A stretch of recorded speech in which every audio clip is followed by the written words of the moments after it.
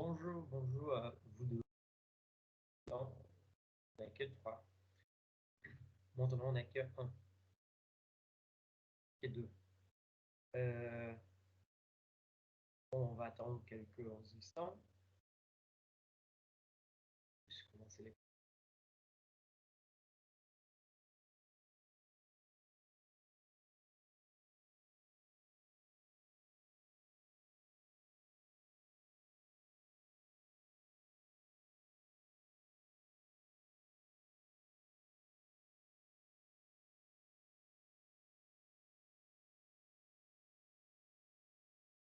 Bonjour, bonjour. On va attendre quelques instants pour que arrive et être plus nombreux.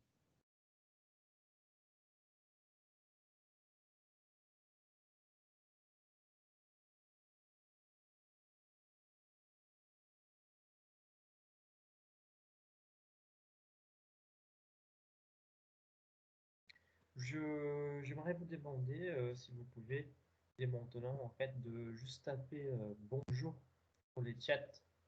Comme ça, pour moi, c'est plus facile de visualiser votre présence après.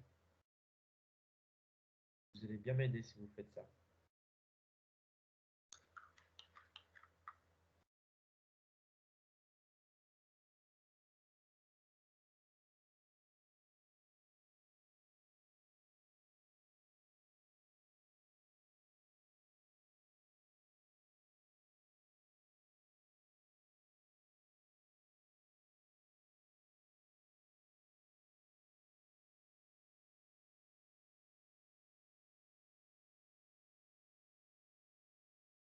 Merci, merci à vous trois. Apparemment, aujourd'hui, les cours, il va être presque particulier, hein, privé, parce que les gens, leur temps.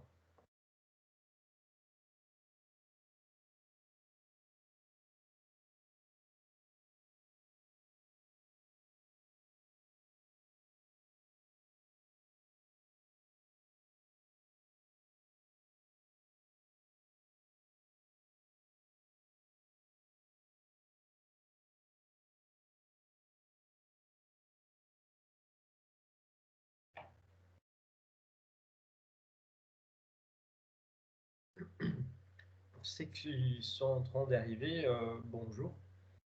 Euh, je vous demande juste de écrire sur les chats un petit bonjour. Comme ça, vous allez m'aider à faire la présence après.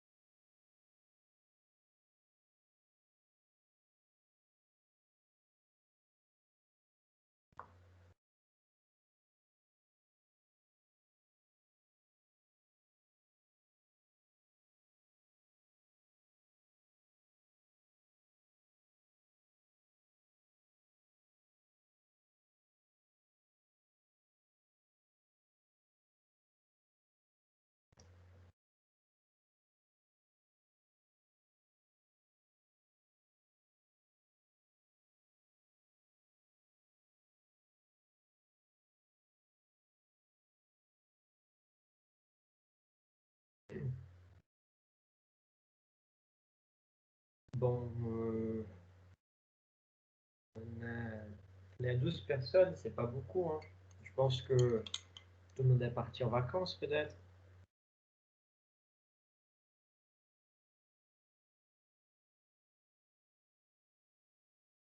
Mais tout ça, pour nous, c'est juste la semaine prochaine.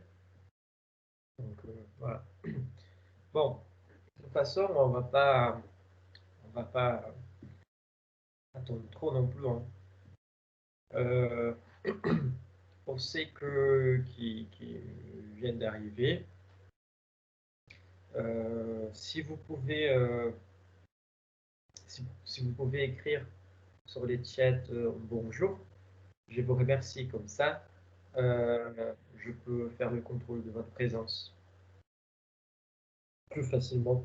Parce que sinon, il faut que je revienne sur les vidéos, sur la vidéo, et que je note nom par nom. Voilà. Donc, ça, c'est comme ça, vous m'aidez. On peut même transformer ça dans une habitude. Vous voyez ce que je veux dire? Une fois que vous rentrez, vous écrivez déjà bonjour. Comme ça, votre présence est déjà enregistrée. Vous m'aidez, parce que comme ça, je peux voir exactement qui est présent. Voilà.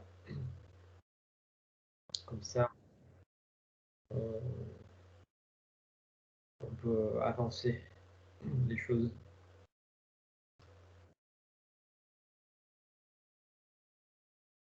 Là, tout le monde commence à monter. Là, on a grimpé à 20 personnes. C'est pas mal déjà. Bon, je vous remercie pour avoir écrit bonjour sur les chats. Euh, et on verra comme ça pour les prochains cours aussi. Les prochains cours. On va toujours, dès que vous rentrez dans la salle, vous tapez bonjour. Voilà, comme ça serait enregistré. Et moi, je peux suivre ça au chat après. Comme ça, vous m'aidez à faire les contrôles que j'ai à faire de présence. Et j'espère aussi que vous avez passé une bonne semaine jusqu'à là et que vous ne soyez pas trop fatigué. Voilà. J'imagine que pour vous, avec la quantité de cours en visio, ça doit être quand même bien fatigant, hein. Si pour nous qui on donne des cours, c'est déjà plus fatigant qu'un cours normal, j'imagine que oui, avoir des cours en visio. Moi, je participe beaucoup des conférences, tout ça en visio. C'est dur, hein, même les conférences, on sait très bien. Mais les cours, quand vous avez beaucoup, quand même, comme vous avez, ça doit être dur. Je félicite. Donc, voilà. Euh, on va alors commencer notre cours d'aujourd'hui. On va faire une petite, pas une rédiff, hein, mais on va voir, c'est que on a, on a vu un peu euh, le dernier cours, juste pour vous rappeler.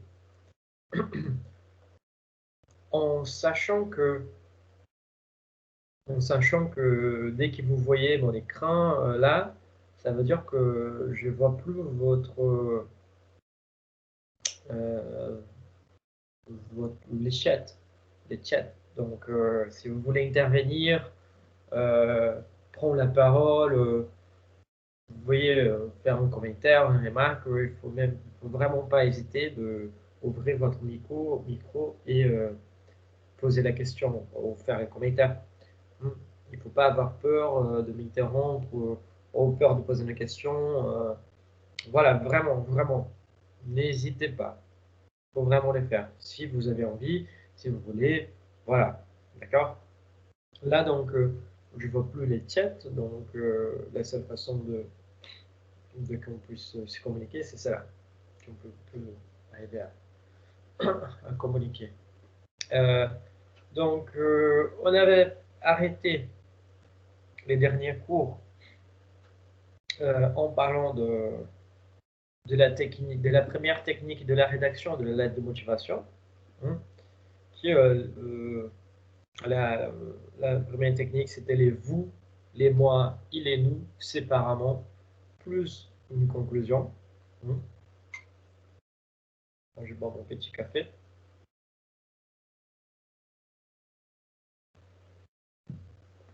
Donc,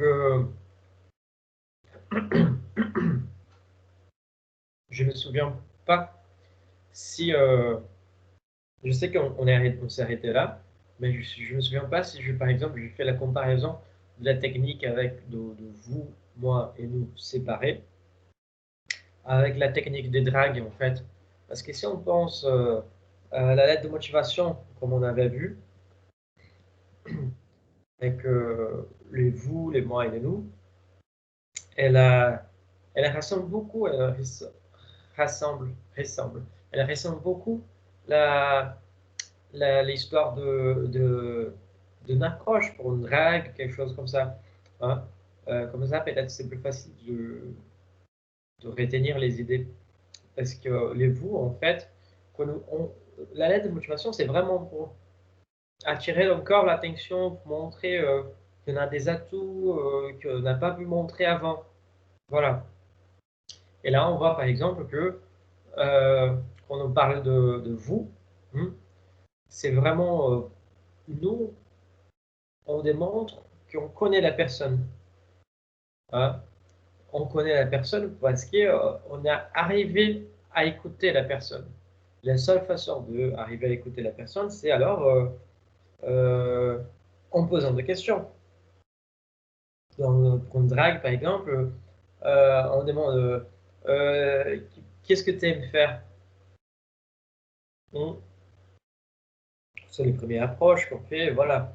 Donc, la personne va dire, ah, mais moi, j'aime bien regarder Netflix.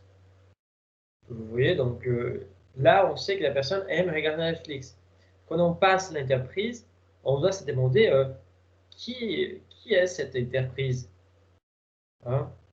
La même chose, qui est cette interprise? Si elle nous attire l'attention pour une façon ou d'autre, comme une autre personne, hein, euh, ça veut dire que soit elle a des qualités qui nous attirent, soit elle a euh, on va dire, ou non, qui on veut toujours bosser. J'imagine tout le monde aimerait bien bosser à Google, par exemple. Mais c'est pas possible si tout le monde arrive à bosser à Google. Donc voilà, vous voyez, c'est, c'est, c'est cette concurrence, parce que Google, il a des atouts qu'on connaît que vers leurs leurs fonctionnaires qui on veut tous avoir. Donc voilà, c'est histoire vraiment de apprendre pour après pouvoir discuter, pouvoir dialoguer. Et du coup, cette histoire de vous, c'est vraiment à la base ça, hein, c'est de aller écouter ce que l'entreprise parle, ce que l'entreprise dit d'elle-même. On fait connaissance du secteur pour pouvoir nous montrer. Donc voilà. Ah, dans une drague, par exemple, ah, est-ce que tu aimes bien Netflix? Ah, c'est cool. Tu aimes quelle série? Et du coup, la personne va parler des séries qu'elle aime regarder, voilà. Et du coup, ah, moi, je regarde aussi. Vous voyez, moi, je regarde aussi celle-là. Elle est très bien. Je la trouve trop cool. Moi, je regarde aussi celle-là, celle-là et celle-là.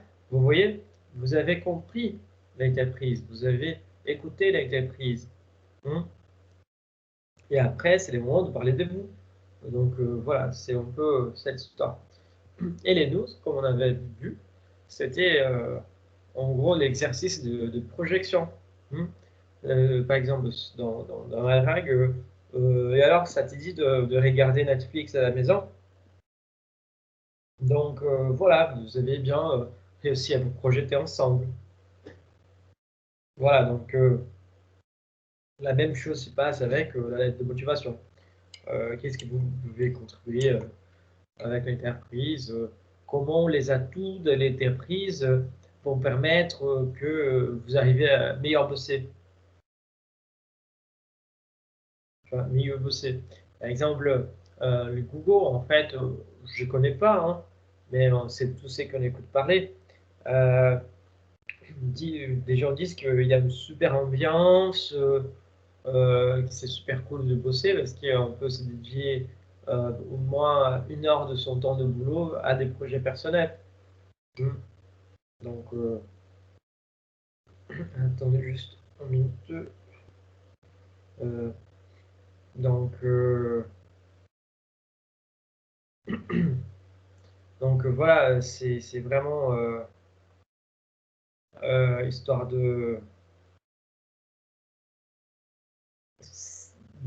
elle nous attire l'attention pour ça. Mais quelle est la contrepartie que je peux offrir? Vous voyez? Avec, avec votre ambiance tranquille, moi je sens que je peux mieux contribuer avec l'entreprise dans ces niveaux-là. Je peux bosser plus par là. Voilà. Vous voyez, je peux mieux développer cette stratégie aussi. Et ça peut apporter de bénéfices futurs. Hein. C'est vraiment cette idée, c'est la projection. Au début quand on est en couple, au début de couple, on arrive très bien à se projeter. Hein. Vous savez très bien, c'est l'histoire de ah non, mais c'est la personne parfaite. Ah non, je veux me marier, je sais pas combien d'enfants. Voilà. Donc, ça, après quelques mois, ça part vite en cacahuète et donc plus de projections. Mais il faut faire cet exercice de projection aussi par l'entreprise. Voilà, par l'entreprise. On avait dit aussi que pour finir la lettre de motivation, chose simple, classique, formule de politesse simple, ça ira très bien. On ne va pas compliquer là-dessous. La vie est déjà trop compliquée. Hein. Euh, mais donc, avec ça, on avait dit que la lettre de motivation, elle devrait avoir de 3 à 4 paragraphes, avec le quatrième paragraphe de conclusion.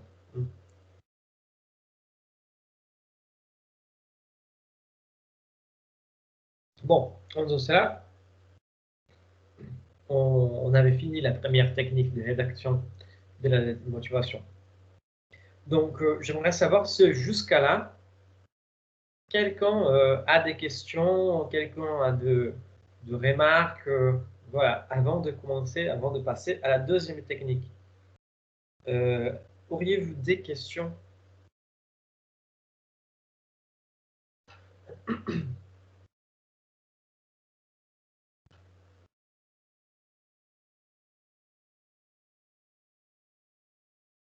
Bon, je vais prendre ça pour un non, alors. Euh, Très bien. Donc, la deuxième technique, on appelle de technique parce que, comme on l'avait dit, il n'y a pas de formule magique. Par contre, il y a de façons de raisonner qui peuvent vous aider à écrire. Il n'y a pas à se dire, mais alors, je fais quoi là? Vous voyez, quand on est sur une feuille blanche, des fois, ça nous arrête. Mais j'espère vraiment avec ces cours que ça ne va pas vous arriver. Donc, la technique, la deuxième technique, les vous, moi et les nous. C'est une chose que, particulièrement, c'est une technique que je préfère. Je trouve beaucoup plus organique, beaucoup plus fluide et en plus beaucoup plus sympa, si on peut dire comme ça. C'est naturel, c'est comme si on racontait quelque chose sur nous, vraiment. Hein. L'autre, c'est pas que l'autre ne marche pas, hein, l'autre marche très bien. Et en plus, si on parle surtout des entreprises classées comme classiques, si on peut dire comme ça.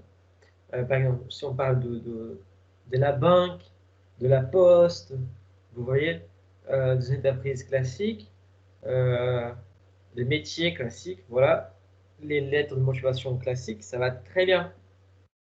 Parce qu'ils ne veulent pas des gens qui font de folie. Ils veulent vraiment quelqu'un qui arrive s'encadrer dans leur méthodologie, dans leurs valeurs et qui soit, je ne vais pas dire qu'il soit carré, parce que ça peut être pris d'un côté péjoratif, mais non. C'est plutôt quelqu'un qui, qui reconnaît la, la, la, la façon et les valeurs en fait de l'entreprise. Bon, cette technique-là, la deuxième, elle est divisée aussi en 4 parties. Et on l'étudie différemment. Donc on voit que les premiers paragraphes, les 2 premiers paragraphes, vous voyez, c'est un mélange entre les vous et les moi. C'est un échange plus franc, on va dire plus direct. Donc ça, c'est vraiment, c'est très intéressant. Attends, je pense que je vous perds. Non.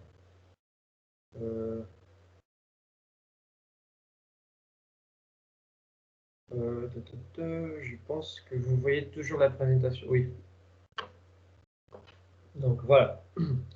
La première partie, encore, c'est pas parce que elle est divisée, ou les vous et moi, il est divisé entre la première partie et la deuxième partie, il est mélangé, on doit faire 4 paragraphes, mais encore, hein, une lettre de motivation, 3 paragraphes, 4 paragraphes, c'est largement suffisant. S'il faut ajouter un cinquième, qu'il le cinquième paragraphe, il soit que la conclusion, que la phrase de conclusion. Pas plus. Voilà. La première partie, donc, c'est c'est que je suis et c'est que je recherche. C'est un peu plus direct, non? La deuxième partie, en quoi l'offre m'intéresse. On voit déjà une différence parce que en quoi l'offre m'intéresse, on voit qu'on a plein de connaissances de l'offre. Donc, selon la voie des candidatures, on voit que ça change aussi. La troisième partie.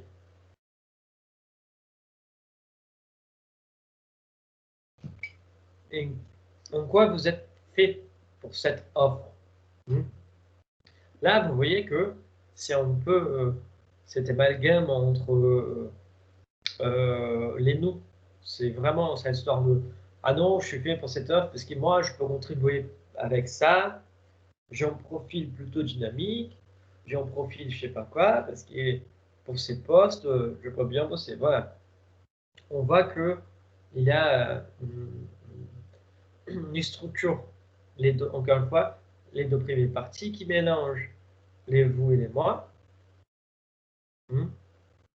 Parce que honnêtement, pour parler en quoi l'offre m'intéresse et ce que je recherche, dans ces cadres, il faut savoir un peu le vous, quoi.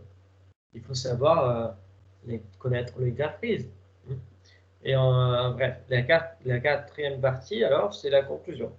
Qui, ça change bien de l'autre conclusion. Conclusion, c'est toujours le même, c'est toujours la conclusion. Bon, on va voir en détail. C'est que chaque partie est responsable et c'est qu'on peut travailler dans chaque partie. Donc, la première partie, c'est que je suis et c'est que je recherche. C'est un paragraphe d'environ 3-4 lignes. C'est un paragraphe qui est responsable exactement pour décrire votre situation actuelle. Ça veut dire si votre situation actuelle, ça peut pas, on va dire, vous n'allez pas dire que qui vous êtes au chômage, par exemple. Parce que si vous êtes au chômage, ça sert à rien de dire que vous êtes au chômage. Hein? Par contre, si vous êtes déjà embauché dans une autre entreprise, c'est intéressant de commencer avec actuellement travaillant, actuellement employé dans les cadres de je sais pas quoi, vous voyez, vous vous présentez. Hmm. En ayant conclu les masters, en ayant conclu la licence en langue étrangère appliquée avec une formation en management international, au commerce, je sais pas, vous voyez. Donc, vous commencez à vous présenter. Mais voilà. Et surtout, la raison pour laquelle vous les contactez. Bien sûr, bien sûr, c'est évident.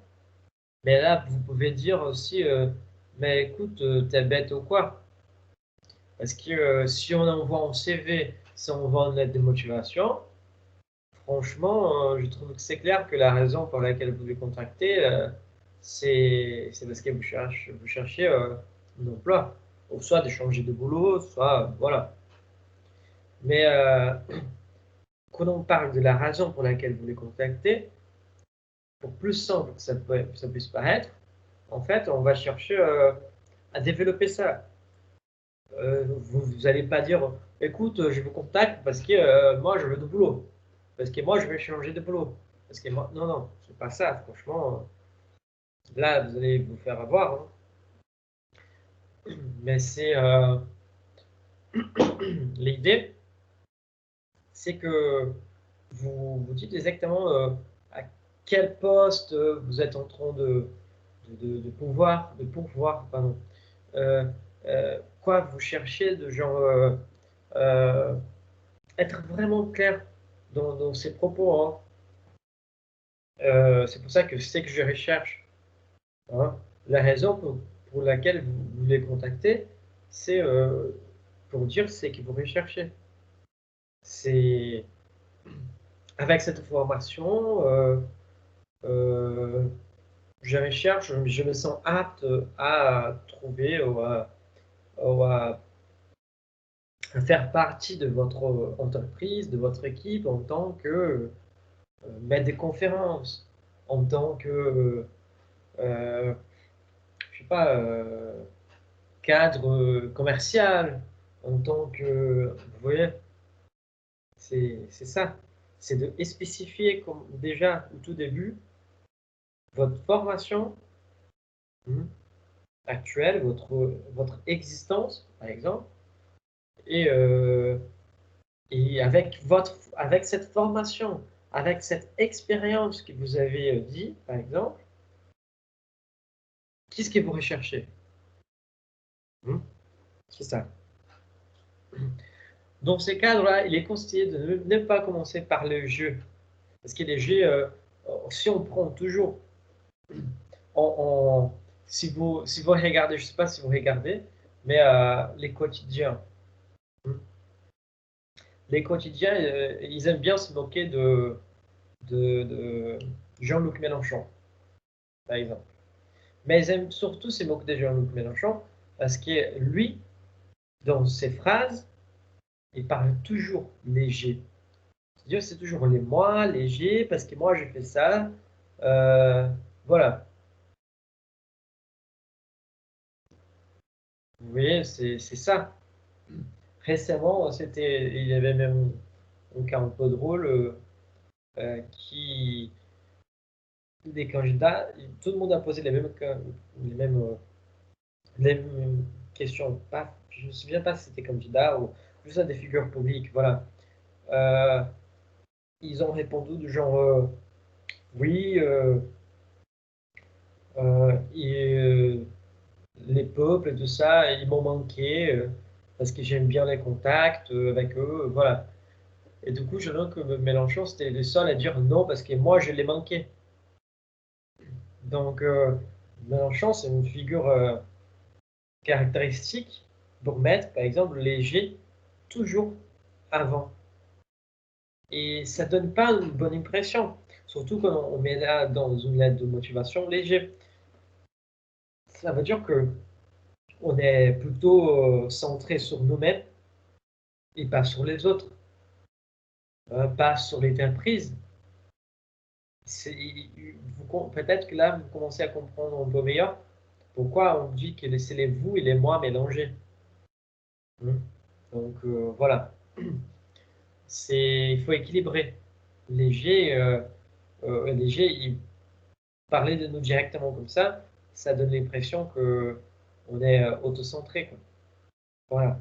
Mais dans une entreprise, on sait que ce qu'on fait, c'est une petite partie d'un énorme engrenage, si on peut dire comme ça.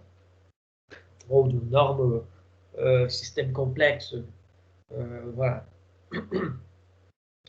Mais donc, les conseillers de ne pas commencer par je, mais plutôt par des compléments circonstanciels, comme actuellement, après, ou suite à, voilà. En ayant finalisé mon cours de actuellement diplômé actuellement embauché, ouais, après avoir suivi un cours de hmm, suite, euh, suite à l'obtention de mon diplôme, voilà. Vous voyez, c'est une façon de se présenter en même temps qu'on évite les jets. Euh, en analyse de discours, par exemple, on dit que ça, c'est une façon de cacher la personne qui parle. Pour donner un effet de sens de, on va dire, objectivité. Parce que si je cache les jets qui parlent, les sujets qui parlent, ils s'y éloignent du discours énoncé. À partir du moment que je prends cette distance du discours énoncé, ça donne un effet de sens de objectivité. Vous voyez, c'est plus objectif et pas c'est plus objectif que subjectif. Vous voyez, je ne sais pas si c'est clair, mais voilà. Est-ce que c'est clair? Je pose la question là. Est-ce que c'est clair cette histoire de qu'on enlève léger, ça devient plus objectif et moins subjectif?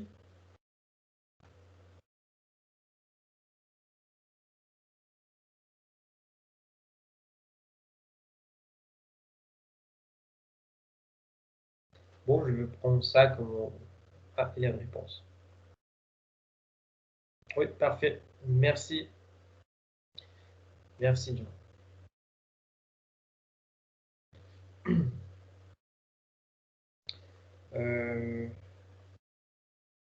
Voilà. Donc, pour revenir à la présentation, alors, on passe à la deuxième partie. Hein. La deuxième partie, c'est en quoi l'offre m'intéresse.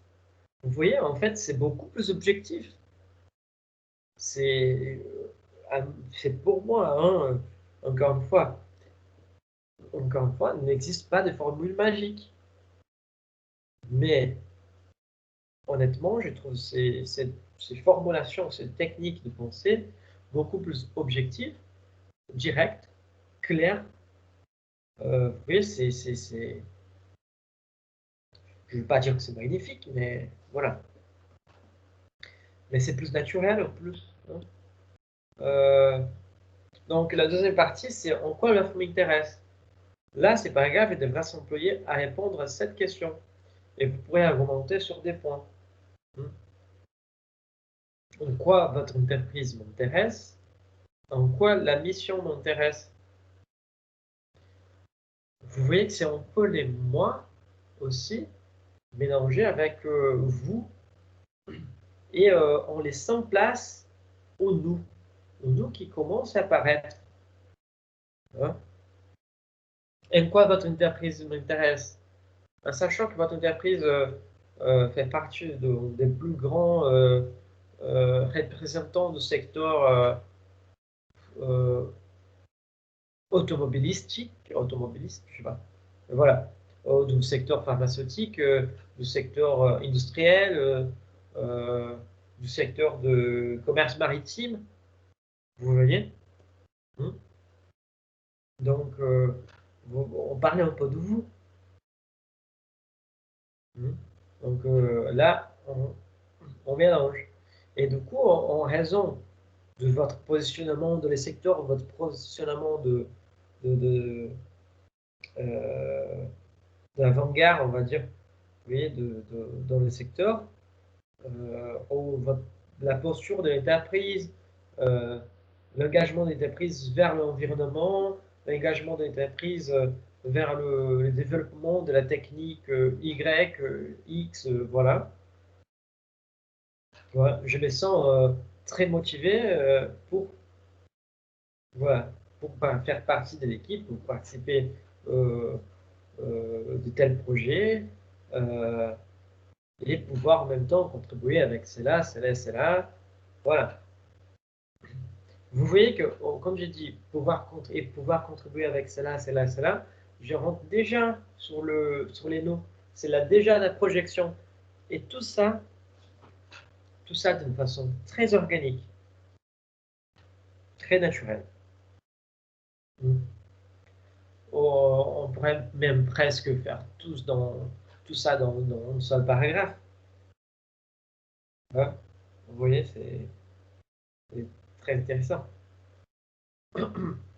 Donc, la même chose, en quoi la mission m'intéresse. Hein. Vous voyez que ce sont deux possibilités d'exploration. L'entreprise et les boulots.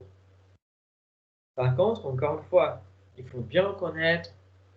Là, on voit clairement que si c'est une candidature spontanée, en quoi votre entreprise m'intéresse, ça marche. Mais en quoi la mission m'intéresse pour une candidature spontanée, c'est un peu plus difficile. Vous pouvez bien sûr dire cette mission m'intéresse parce que je sens que dans votre entreprise, je peux développer telle compétence, voilà. Mais c'est pas tout à fait évident pour une candidature spontanée. Par contre, pour une candidature où c'est une réponse de l'offre d'emploi, on voit très bien que la connaissance du poste recherché et du poste offert, c'est vraiment important pour donner continuité à ça. C'est très intéressant parce c'est là qu'il faut montrer votre motivation, hein. Et en même temps, au moment que vous montrez cette motivation, si vous avez l'offre devant vous, prenez des points importants. Hein. Vous voyez, si dans l'offre, ils disent qu'ils demandent quelqu'un engagé, qui demande quelqu'un conscient de problèmes environnementaux, c'est là qu'il faut faire ressortir ces points. C'est là qu'il faut faire ressortir ces points-là. Donc, voilà.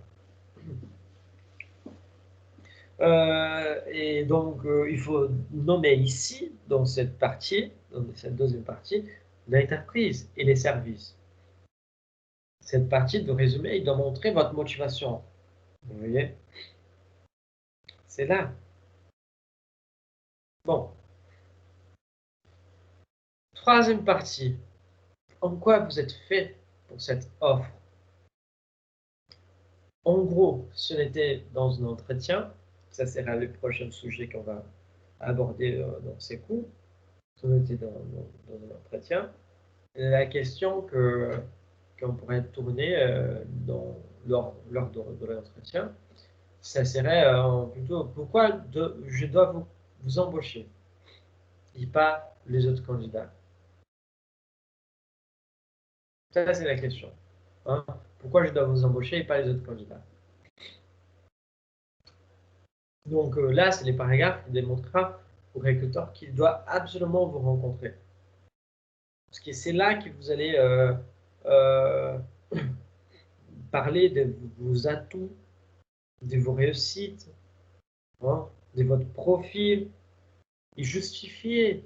Il ne faut pas oublier, hein, il faut pas oublier qu'une lettre de motivation, qui est la partie de la motivation, elle part exactement de l'idée de justificatif rationnel.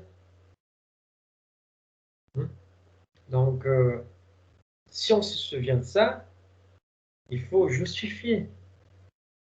Il faut, vous devez m'embaucher parce que moi, je suis les meilleurs. Écoute, oui, je sais que c'est ça que votre maman, votre père vous avait dit, mais c'est pas ça, hein. La vraie vie, c'est complètement différent. On n'est pas les meilleurs. On est rarement les meilleurs en quelque chose. On pourrait être doué, oui. On va être bon, oui. Mais on est rarement les meilleurs. Donc, c'est là exactement donc, les moments que vous devrez euh, justifier raisonnablement. Raisonner, il faut raisonner. Vous voyez? Quelles sont tes qualités? Quelles sont vos qualités, pardon, que, qui, qui sont de vrais atouts? Quelles sont vos compétences? Pourquoi votre profil professionnel, votre formation, vos expériences professionnelles? Hmm? Tout ça, c'est que va justifier pourquoi ils doivent vous embaucher. Hmm? Donc, ils doivent vous rencontrer parce que vous avez une formation que c'est la formation demandée. Ça, c'est clair, mais il faut tourner ça d'une façon, avec ma formation, je peux faire ça, ça, ça, je peux vous aider avec ça, ça et ça. Voilà. Donc, je peux développer une structure différente, je peux essayer de apporter des bénéfices en réalloquant des éléments au niveau de bilan. Voilà, je peux faire une prospection des clients dans une certaine région. Voilà. Suivant, c'est que j'écoute, hein, c'est que par exemple, les Corses, ils n'aiment pas les restes de la France. Et c'est encore plus souvent que j'écoute que les Corses n'aiment pas du tout les Parisiens. Hein. Donc, euh, vous pouvez jouer avec les risques, hein, si c'est les cas. Mais peut-être qu'on peut dire que non, je viens de la Corse, donc je vais être meilleur accepté dans la région pour pouvoir plus facilement prospecter des clients. Vous voyez, c'est une sorte de justificatif un peu subjectif, c'est vrai, mais c'est une justificatif assez rationnel. Hein. Donc, qui sera l'effet d'être corse, ça peut permettre d'être corse, ça peut permettre de pénétrer dans les marchés plus facilement. Voilà, vous voyez, c'est un peu comme ça.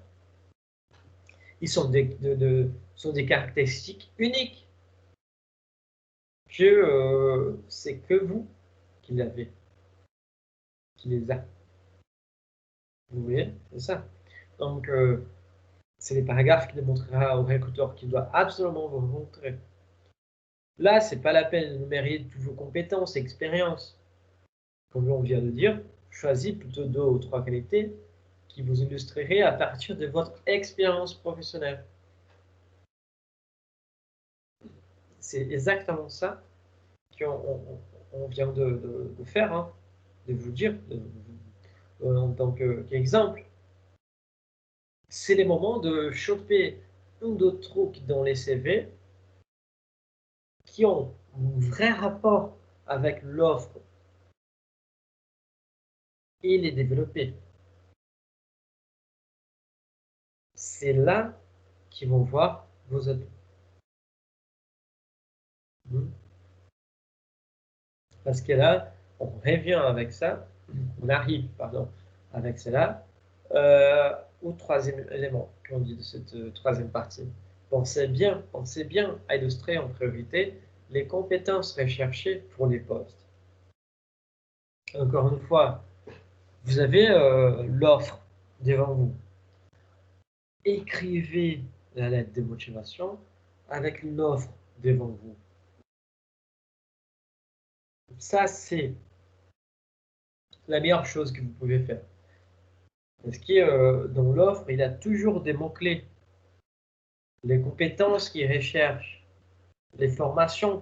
C'est quand quand vous retrouvez une offre d'emploi qui vous intéresse, lisez bien. Lisez vraiment bien. Parce que c'est là que vous allez trouver toutes les réponses pour écrire une bonne lettre de motivation. Une bonne lettre de motivation, c'est ça qu'on vient de dire tout à l'heure, c'est une lettre de motivation qui arrive à cocher des cases, qui arrive à expliquer pourquoi votre expérience, votre formation le rend parfait ou vous rend parfait pour pour ces postes, en même temps que euh, qui moi, je suis parfait pour les postes, mais vous aussi, vous me donnez envie de bosser là. Donc, c'est la motivation. Vous voyez? Hmm.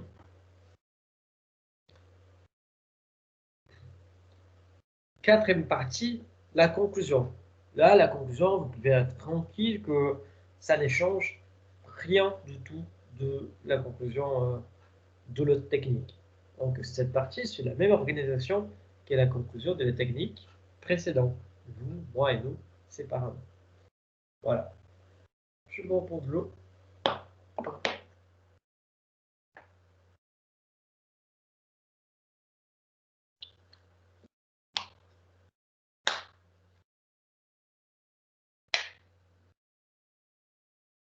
Bon.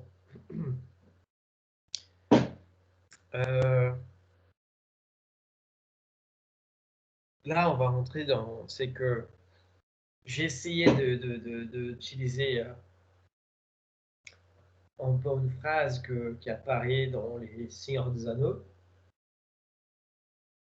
mais parce qu'ils disent que c'est un anneau pour chaque race, un anneau pour tous gouverner, un truc comme ça dans les Seigneurs des Anneaux. Mais ça fait pas forcément l'effet désiré, hein. Mais donc, une lettre pour chaque poste, et une lettre aussi pour chaque type de candidature. Euh, Avant d'avancer, sur la deuxième technique, est-ce qu'il y a des questions? Est-ce que vous avez des doutes? Vous voulez que je revienne sur une partie pour développer un peu plus?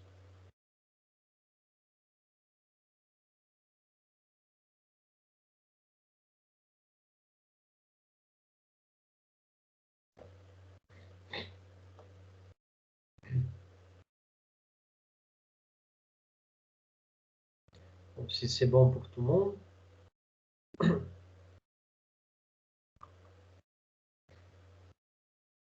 parfait. Là, je pense que j'arrivais à régler au machin, là. J'arrive à sortir de ma présentation et en même temps voir vos commentaires sans déconnecter mon écran. Donc, c'est pas mal. Bon, c'est bien. Merci pour ceux qui ont répondu. Et là, il faut avoir. On a dit depuis tout à l'heure, hein, dès qu'on commençait à parler de CV, on avait dit les CV, il doit être fait selon les besoins de chaque offre d'emploi. Hmm. Bien sûr, les CV, si on va dans les mêmes secteurs, si on postule dans le même secteur, hein, euh, pour les mêmes postes, pourquoi les changer?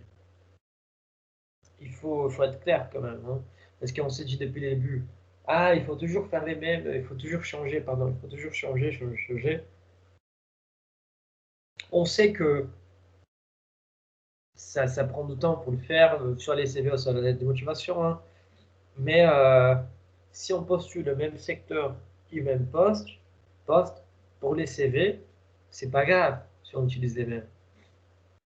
Parce que notre formation, nos compétences et tout ça sont déjà ciblés pour ces postes-là. Et ces postes-là, il y a dans un secteur donné. Voilà.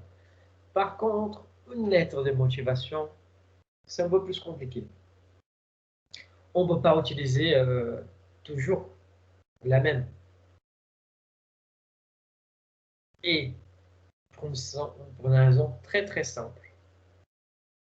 Si on est dans la... Vous voyez que quand on a besoin d'emploi, on en a besoin. Ça veut dire qu'on ne va pas postuler à une offre, on va y attendre la réponse de l'offre. C'est-à-dire qu'on va postuler à 20 offres tout d'un coup. Parce qu'on a besoin de boulot, on a besoin de l'argent pour vivre, quoi. Hein. Et cela fait que quelques erreurs, en fait, peuvent arriver. Et ces erreurs, par exemple, ils vont être surtout liées à l'idée de ne faire gaffe à l'entreprise, ni à l'offre, et ni à la propre lettre. Parce que des fois, on peut oublier d'effacer un truc. Si on réutilise toujours la même lettre, on peut oublier d'effacer un prénom, un nom, un poste. On peut oublier d'effacer quelque chose. Et du coup, il faut vraiment, vraiment faire très, très attention quand on va réutiliser une lettre. Ça arrive souvent. On est pressé, voilà, on ne fait pas gaffe, et là, on se fait voir. On peut avoir les meilleurs CV, mais si on se trompe de nom, ou si c'est pas la bonne entreprise, voilà, qui a écrit sur la lettre. Du coup, il faut faire vraiment gaffe avec les lettres. Si les CV, on disait que un CV pour chaque entreprise, mais quand même, on peut utiliser des fois les mêmes CV. Là, par contre, non, c'est pas possible. Donc, la lettre, elle va changer aussi sa structure en fonction, en fonction de la voie des candidatures et aussi en fonction du poste. On avait vu, hein, réponse en offre d'emploi, une candidature spontanée, ce sont des éléments qui étaient déjà présents quand on parlait de CV. Euh, et aussi, c'est que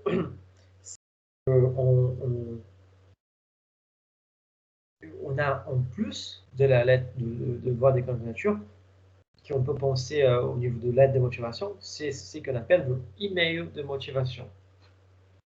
Oui, ça existe, c'est bizarre, mais vous pouvez imaginer, surtout avec les Covid, les machins d'embauche et tout ça, on fait surtout des choses numériques. Donc voilà, on va voir maintenant comment la lettre de motivation peut être adaptée exactement à chaque type de candidature. De la même façon, vous voyez qu'en fait, on reprend la même méthodologie du CV. Donc, la méthodologie du CV, c'était, on voit ce que les CV fait, et maintenant, et après, on a inversé la perspective. Et on a parlé de réponse d'emploi. Voilà. Ou en candidature spontanée, aussi dans les CV.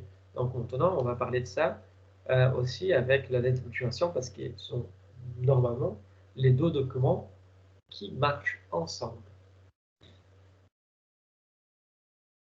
Donc, normalement, en plus de réfléchir on va dire, à la technique de structuration de la lettre, soit les vous, les moi, les nous, soit les vous plus moi et les nous, voilà, on doit penser dans notre rédaction à la voix de la candidature.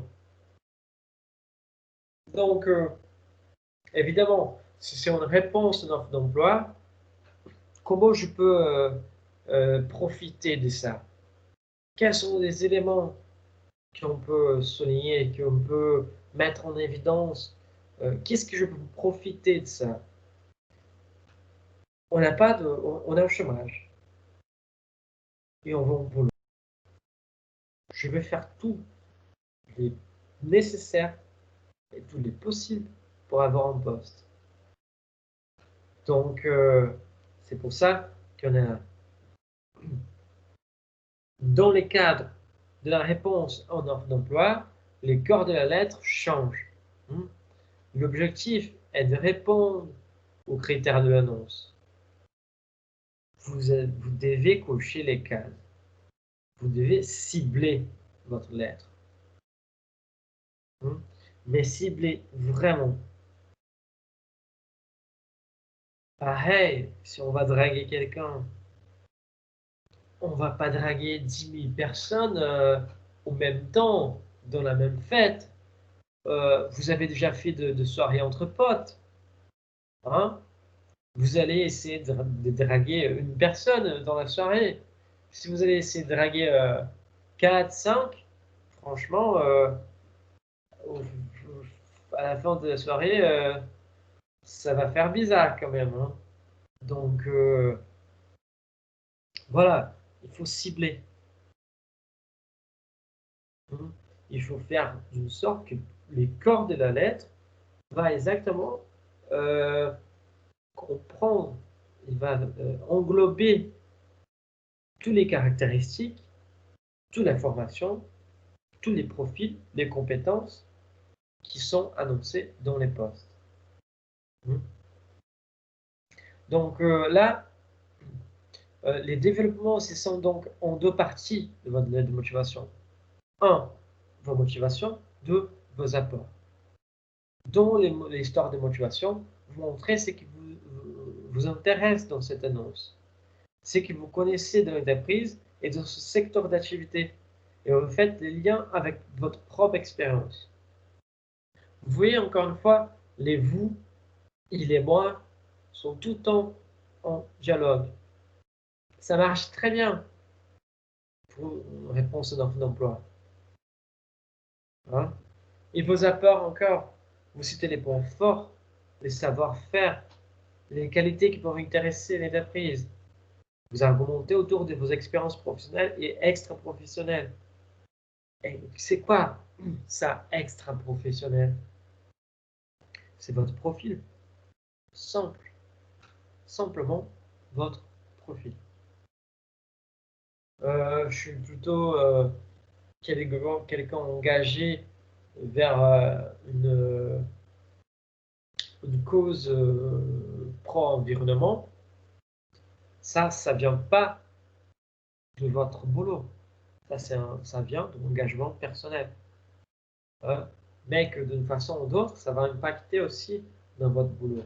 Parce que c'est ça, c'est votre à vous. De la même façon que l'entreprise, vous comprenez là? Que là, on commence vraiment à dialoguer avec la culture de l'organisation. On a une offre, on voit l'annonce, on a tous les microsystèmes de la culture de organisationnelle, de la culture organisationnelle dans l'annonce. Il faut qu'on arrive à comprendre ça. L'annonce, il porte toutes les réponses pour qu'on puisse avoir un bon boulot. On voit les boulots qu'on veut. Vraiment, vraiment, lisez très, très bien l'annonce. Reprenez des mots qu'ils utilisent. Parlez la même langue. Utilisez les mêmes langages de l'annonce. Reprenez. Il faut reprendre des expressions qui sont là. Il y a des mots-clés. Il faut reconnaître ces mots-clés. Hein? Je ne sais pas encore, mais peut-être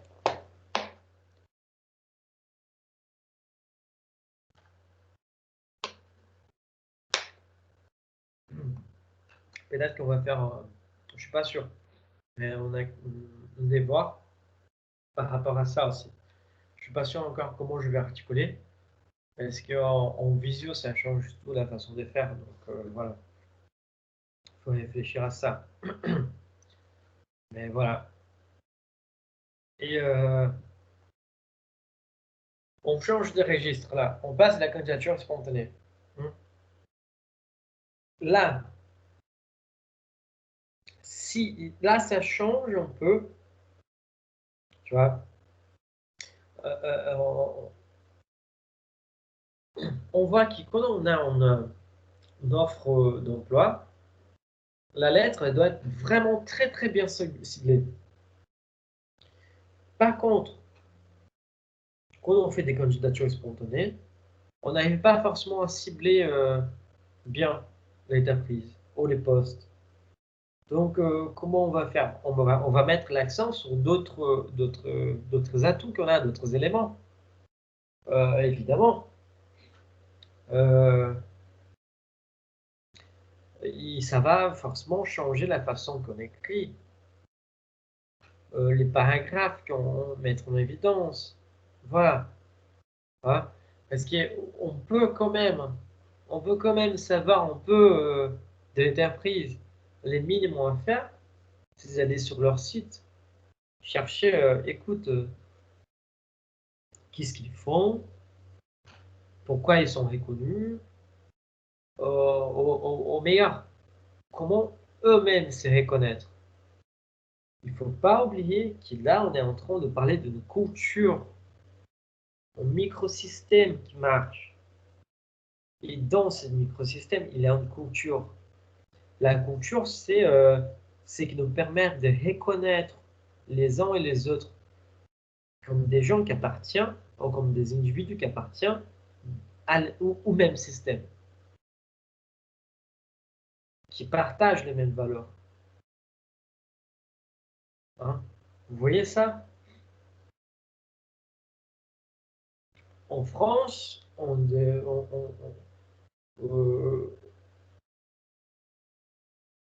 on va dire que les valeurs partagées de la culture française, c'est pas la baguette. Hein. Mais on va dire que c'est les valeurs républicaines. La forte présence des valeurs républicaines dans la culture française, c'est que permettre de reconnaître deux Français, par exemple. Voilà. Et qu'à partir de ces traits culturels, on arrive à trouver euh, leurs valeurs. Donc, à partir de leur site, il faut des sites internet, pages Facebook, ça dépend toujours de l'entreprise qu'on postule. Mais il faut aller chercher, il faut étudier. Il n'y a pas d'autre solution. Hein. Si vous voulez vraiment arriver à cibler le minimum possible et, arriver à se détacher de vos concurrents, c'est là. C'est là qu'il faut taper très fort. Hein. Donc, c'est pour ça qu'on dit que l'exercice de la lettre de motivation pour une candidature spontanée est un peu plus délicat. Hein. On vient de parler de ça. Car vous ne pouvez pas savoir exactement quelles sont les compétences exigées. Vous ne savez s'il cherche quelqu'un que pour un poste spécifique, et ni quelles sont les compétences ou les qualités qui sont demandées. C'est pourquoi il sera encore plus important d'étudier l'entreprise, de travailler sur votre présentation, sur les justificatifs d'avoir choisi cette entreprise pour candidater. Et encore une fois, comment vous allez les faire pour justifier votre candidature si vous ne connaissez pas l'entreprise.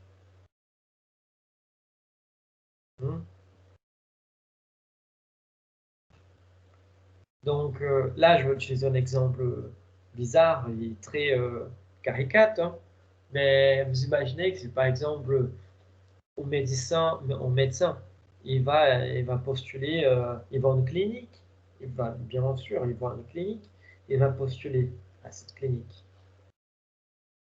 Mais il est, on va dire, généraliste, médecin généraliste, mais en fait, c'est une clinique spécialisée en oncologie. Donc, dans ces cadres-là, le généraliste, ça va pas trop faire la différence. Hmm. Voilà. Encore pire, les médecins qui laissent son diplôme, ils vont en clinique, ils postulent, on voit sa candidature spontanée. Sauf qu'il n'a pas vu que c'était une clinique vétérinaire. Donc là, ça devient compliqué. Hmm. Je pense que vous voyez, ce sont des exemples, encore une fois, très caricates, hein, mais ça arrive. Quand on commence à livrer tous les CV et toutes les lettres de motivation qu'on peut, parce qu'on a vraiment besoin d'emploi, des fois on fait de bêtises. Hein. Donc c'est pour ça que je tape vraiment sur l'idée d'étudier l'entreprise. Donc dans ces cas de la candidature spontanée dans l'aide de motivation, c'est vraiment l'histoire de réussir à se vendre. Vous devez faire votre publicité, vous devez toucher la bonne cible, même si vous ne connaissez pas. Même si vous ne la connaissez pas.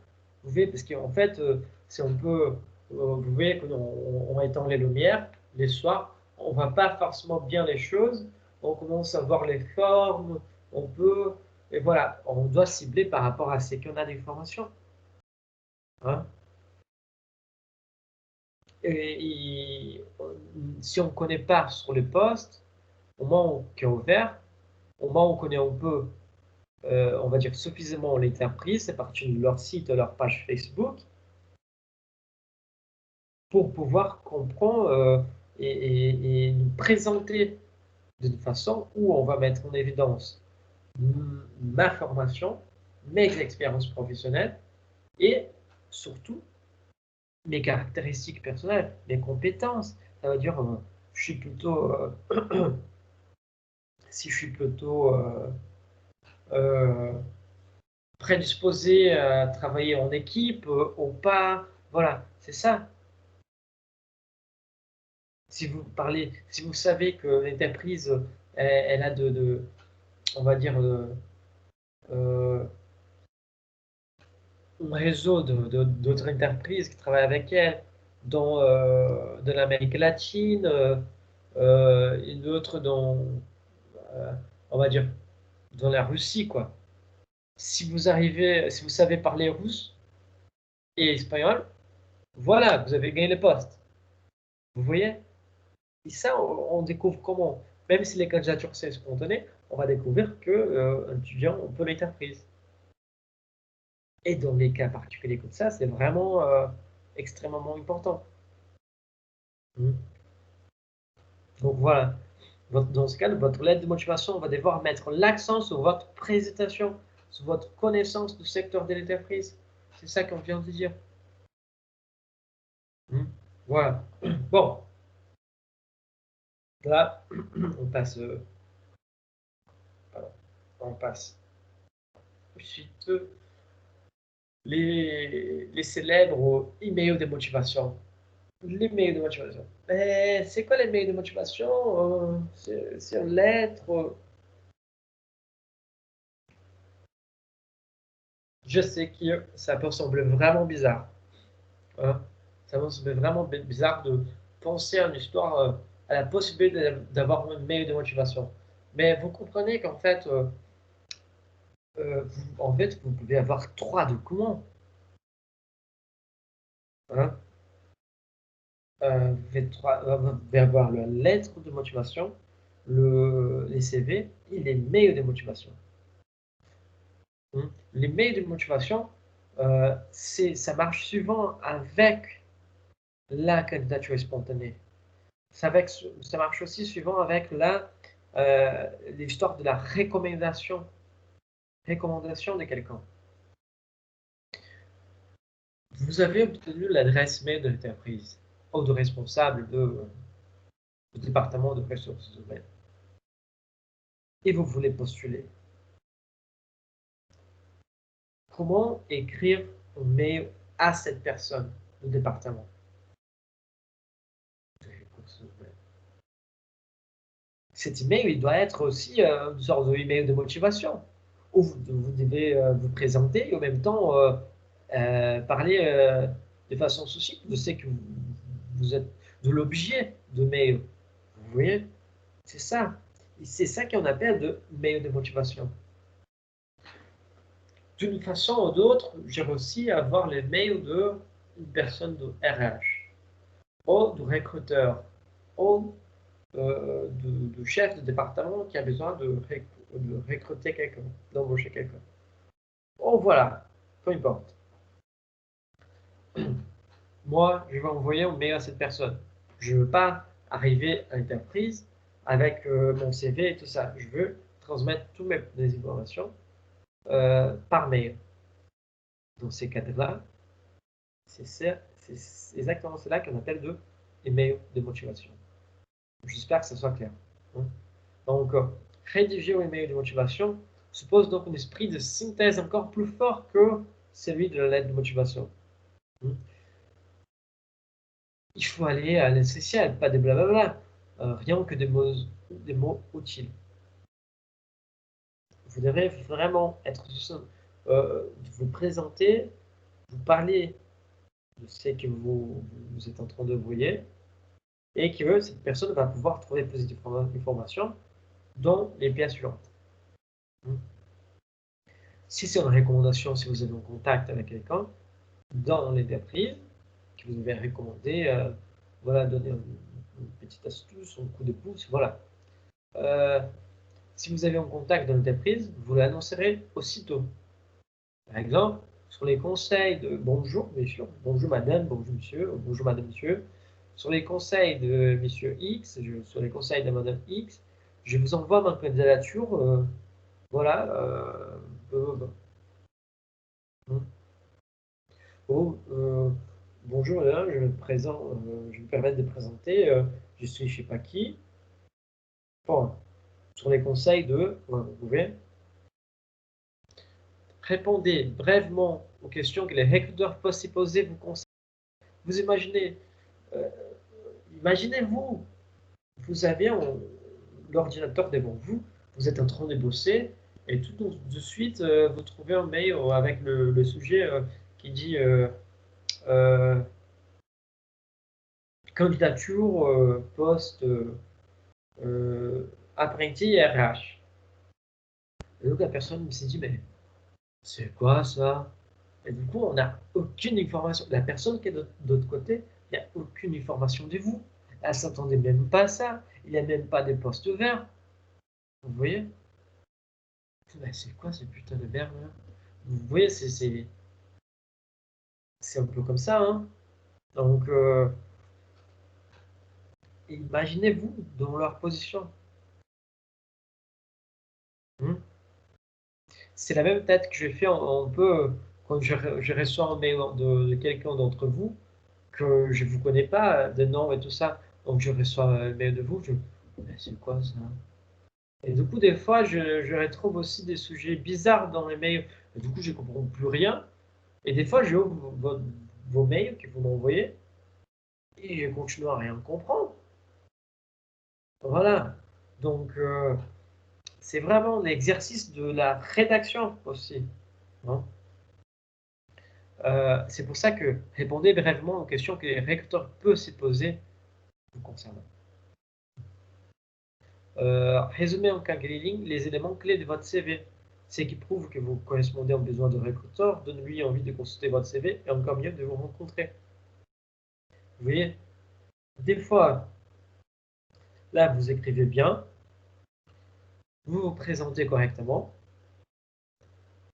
et une fois que vous avez fait tout ça, vous dites, ah mais le mec il écrit bien, la meuf elle écrit bien, moi je je veux quand même jeter un coup d'œil dans son CV.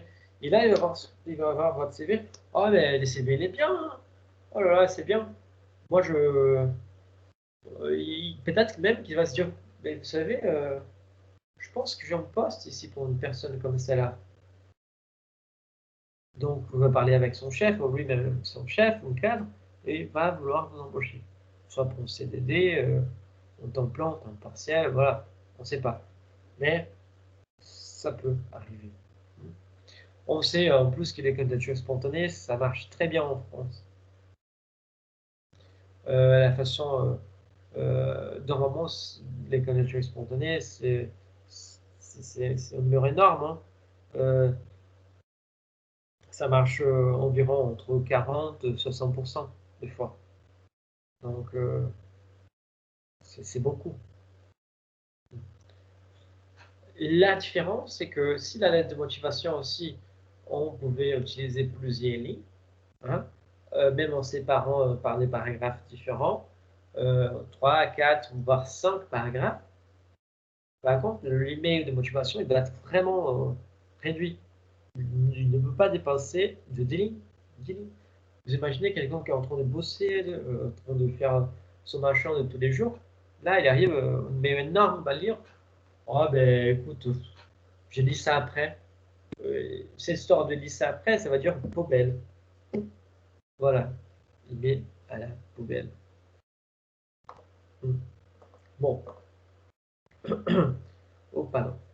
Là, on peut alors passer. On est en train de finaliser toute cette histoire de l'aide de motivation, hein.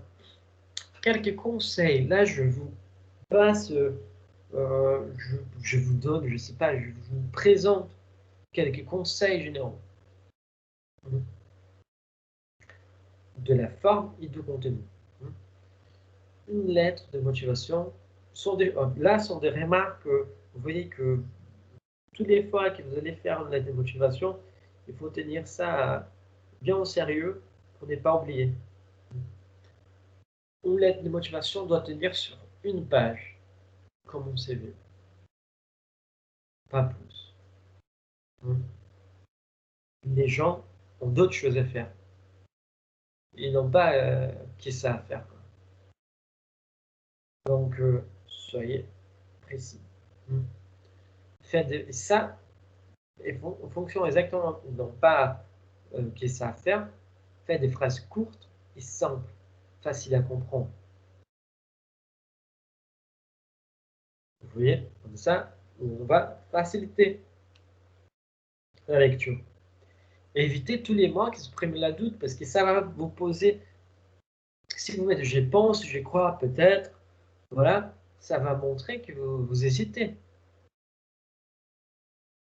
Évitez ces mots dans ces expressions dans dans la lettre de motivation. Tous les mots qui peuvent vous mettre au ralenti, vous voyez, c'est ça, évitez ça. Donc, évitez aussi les tournures de phrases négatives. Je ne pourrais, je n'ai jamais fait. Tous les sortes de négations sont à éviter. Parce que si on évite les phrases négatives, hein, qui ont une négation, ça va démontrer un côté, ça peut être dit comme ça, hein, un côté positif de notre posture, hein, un côté plus ouvert, plus engagé, plus dynamique de notre propre posture.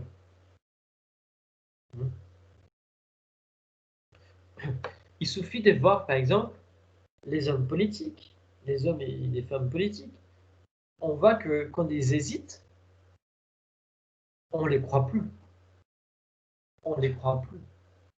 Par contre, quand ils vont direct, tac, tac, tac, tac, on s'est dit, ah, c'est fort ce qu'il dit, mais il dit ça avec conviction, hein. Donc voilà. Quels conseils généraux? Encore, réutiliser les mots de recruteur, parler les mêmes langages. Si on avait déjà dit, c'est là on avait déjà dit. Donc voilà, soyez vigilants par rapport à ça. Encore, étudier l'annonce et la prise. On avait déjà dit. Votre lettre ne doit pas raconter votre CV. C'est ça qu'on est en train de taper tout le temps. Vous devez sélectionner les points clés correspondant aux besoins de recruteurs. Ça marche très bien. Tous ces points-là, ils marchent très bien. Ces 3 points qu'on vient de dire, ils marchent très bien pour réponse aux offres d'emploi. Voilà. Soignez la présentation sans en faire trop. Arrêtez votre texte, les paragraphes, les marges. Hein. En fait, c'est ça, on parle de lettre de motivation. Vous pouvez bien jouer avec les marges de la feuille. Vous voyez? Donc c'est là qu'il faut jouer. Aérez votre texte avec les paragraphes, l'espace de l'interligne. Et utilisez une police de taille 10, voire 12. L'idéal, c'est 12. C'est plus grand. Et étudiez un peu les polices. Vous allez voir qu'il y a des polices qui sont plus agréables de lire sur des écrans, qu'il y a des polices qui sont... il y a d'autres polices qui sont plus agréables de lire sur les papiers. Je ne sais pas si vous savez, mais il y a, je ne sais pas la date exacte, mais peut-être environ 10 ans, la police qu'on retrouve suivant aujourd'hui en premier dans le logiciel Microsoft Word, par exemple, aujourd'hui, c'est une police qui s'appelle Calibri. Cette police, il y a 10 ans, n'existait pas. Les polices normalement utilisées, c'était Times New Roman et Arial. Hein. Les trucs, c'est que Times, c'est une police avec de serif, comme on dit. Et cette police, pour lire sur l'écran, c'est terrible. Par contre, si on fait l'impression de papier, Times New Roman, c'est très agréable à lire. Arial, c'est l'inverse. Nous, c'est très bien de lire Arial sur l'écran, mais c'est affreux pour les lire sur les papiers. C'est pas si affreux, mais voilà. Du coup, Microsoft, ils ont pensé à une police qui faisait un peu la foi des deux. Faisait un peu bien à lire sur l'écran, bien à lire sur les papiers, que c'était Calibri. Donc voilà. Renseignez-vous aussi sur la police. Au cas de doute, Times ou Arial. Au cas de encore plus de doute, si vous n'arrivez pas de tout choisir, Calibri ou Arial, voilà, ça passe les deux, nickel. Là, les erreurs à éviter. La lettre trop longue et trop tassée, pardon. Sans paragraphe, sans espace, parce que ça fait un manque d'aération. On n'arrive pas à différencier une phrase de l'autre. On n'arrive pas à comprendre vos idées parce qu'on n'arrive pas à se concentrer. Espacement entre les paragraphes. Il faut qu'elle soit agréable de voir aussi. Hein. Pas autant qu'un CV, bien sûr, mais voilà. Désobéi important qui est suivant au moment de la confection de la lettre, on peut oublier.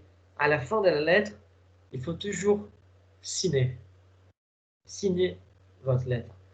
Prends un stylo, même si vous allez l'imprimer, pardon, la faire numérique. Et c'est très important d'avoir une signature numérique, parce que comme ça, vous allez copier-coller et pouvoir envoyer à l'entreprise, par exemple. Hein. La signature, elle doit être comme si c'était signé avec un stylo. Hein. Ça, ça rend les choses un peu plus personnelles. Et l'indication de vos coordonnées. Votre adresse. Enfin, coordonnées, on comprend votre adresse. La lettre qui répète ce qui est déjà écrit dans le CV. Ça, c'est une perte de temps pour les recruteurs. On vient de parler tout le temps que ça ne peut pas répéter. Il faut prendre 2-3 points, les développer. Les formules de demande d'emploi qui évoquent les difficultés de la situation, de l'angoisse de la recherche. Hein. Je viens vers vous parce que je suis désespéré. Ben écoute, c'est ton problème, c'est pas les problèmes de recruteur. Je sais que ça semble dur de écouter comme ça, des fois, mais voilà, les recruteurs, il est pour rien. Hein? C'est, bon, je viens vers vous parce que c'est trop difficile de trouver un emploi dans mon domaine, du coup, je veux chercher complètement de domaine. Encore une fois, c'est pas les problèmes de recruteurs. On revient à la chose basique, la lettre de motivation, c'est pour montrer votre motivation et pas vos problèmes. Hein. Voilà. Encore d'autres erreurs à éviter. Ça, c'est affreux. Hein. La banalité administrative. Suite à votre annonce passée dont j'ai l'honneur de vous adresser, ben, ça sert à rien, quoi. On vient de dire que la lettre doit être directe, simple et efficace. Hein. J'ai l'honneur de vous adresser. Non, non, ces formes de politesse sont des formes de politesse dans les années peut-être 20. Et bien sûr, si je, si j'ai mis mon annonce, suite à votre annonce, ben, bien sûr, hein, des expressions négatives. Je n'ai pas pu, elle ne m'a pas été permis, voilà. Il ne m'a pas été permis, oui, voilà, de développer telle chose, mais même si vous essayez de tourner ça d'une façon positive, dans mon dernier emploi, il ne m'a pas été permis de développer mon côté plutôt artistique. Mais je pense que cette fois-ci, en travaillant dans votre entreprise, je pourrais avoir l'opportunité de développer ces côtés euh, plutôt, ces côtés gauche de mon cerveau. Voilà. Non, non, non, non. Pas des phrases négatives, on a déjà parlé de ça. Hein. Critiquer votre ancienne entreprise, jamais. Jamais. Hein, ça donne l'image d'une personne qui a un mauvais esprit. Jamais. Pour moi, qu'on soit énervé, qu'on a la rage, soit par nos chefs, ou soit pour nos anciens collègues, tout ça, jamais critiquer l'ancienne entreprise. Il faut, quand on postule, il faut être objectif et pas subjectif. C'est pour ça qu'on enlève le G de la lettre de motivation, pour moi, dans un premier moment.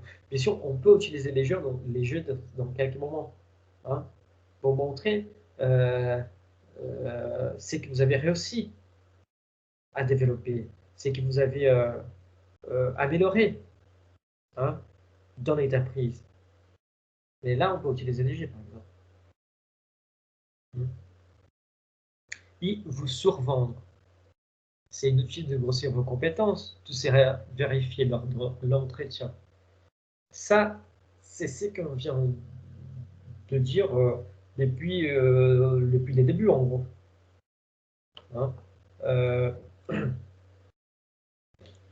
ça veut dire que, je reviens vers vous, là, ça veut dire que ça ne sert à rien de se survendre parce que euh, ils vont voir si on n'est pas compétent dans un domaine, ils vont voir si on n'est pas engagé vers un environnement, ça va se voir. Hein. Donc, mentir, on ne peut pas mentir. Et on doit arrêter avec cette culture de mensonge dans les CV, dans la lettre de motivation. On doit essayer d'être nous-mêmes tout le temps.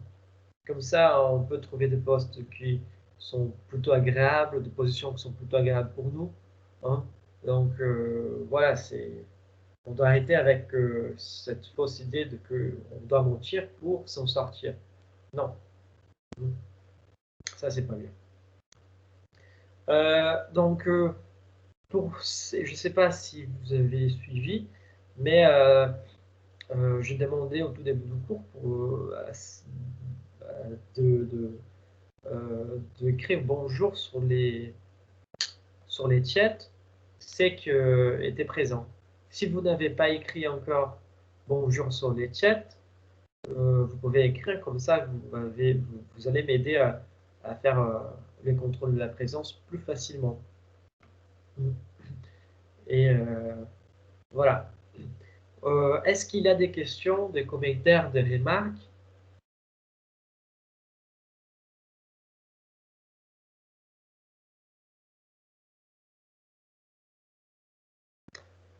Parfait, parfait.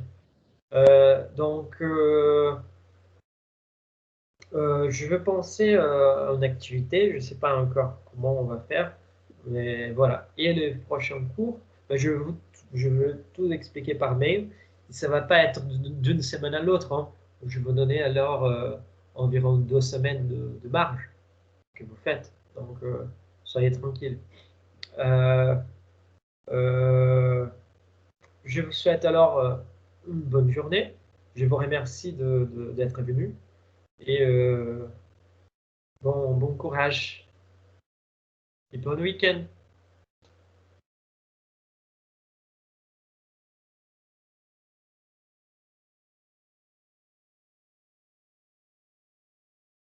Au revoir.